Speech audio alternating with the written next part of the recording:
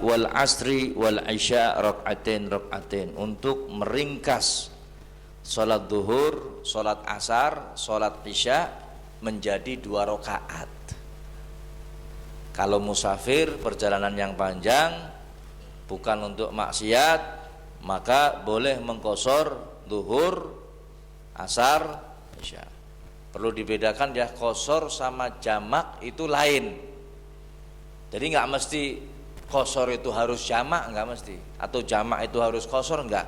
Jadi mau qashar, mau jamak, silakan, atau mau dua-duanya pun boleh kalau sudah memenuhi syaratnya.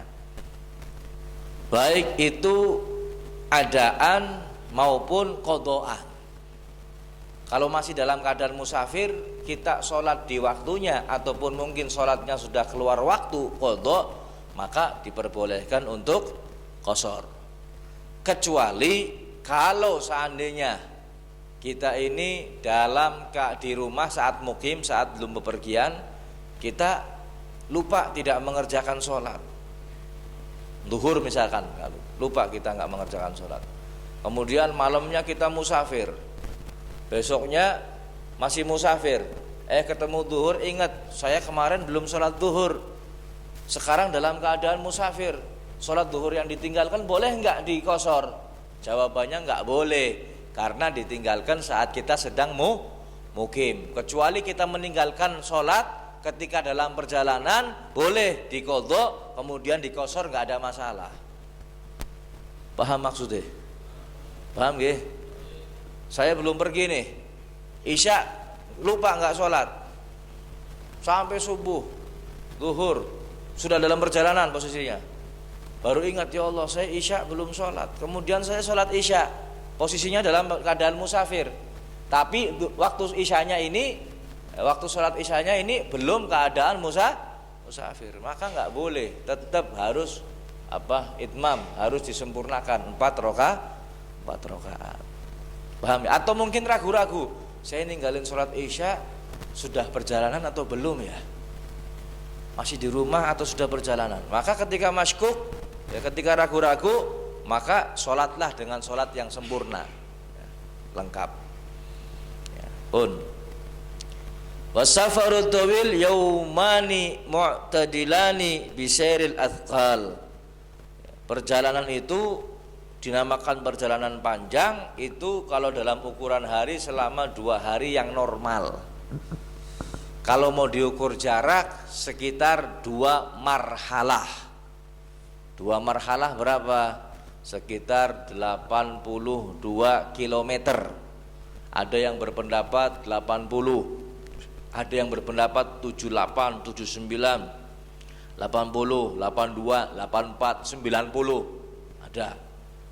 Lalu berapa kilometer? Kita ambil tengahnya 82 kilometer.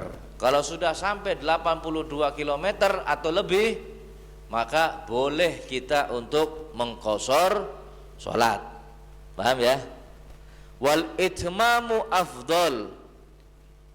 Akan tetapi itmam, menyempurnakan sholat 4 rakaat itu lebih afdal daripada mengqashar. Kecuali dalam beberapa keadaan. Salah satunya yang disebut di dalam kitab ini, illa fi thalathi marahil, kecuali orang yang melakukan perjalanan 3 marhalah. 3 marhalah ini kalau mau dibentuk kilometer sekitar 123 kilometer. Kalau sudah melakukan perjalanan sepanjang 123 kilometer, maka lebih afdol diqashar daripada tidak diqashar. Paham ya? Dengan 133 kira-kira kemana? Semarang berapa kilo? On papal dening, sering mana? 165. Afdolnya diqashar. Ketika kita musafir ke Semarang, afdolnya diqashar. Jangan terus afdolnya komplit 4 rakaat. Nah, dulu waktu kita belajar, orang yang dikasih keringanan sama Allah kemudian nggak mau ngambil keringanan, ini kayak wong sombong. Dimen keringanan kok ora dimen, kayak kalau jenengan dimen hadiah kok nggak diambil, ya kan sombong gitu mboten. Kasih hadiah enak, hadiahnya kok nggak diambil ya.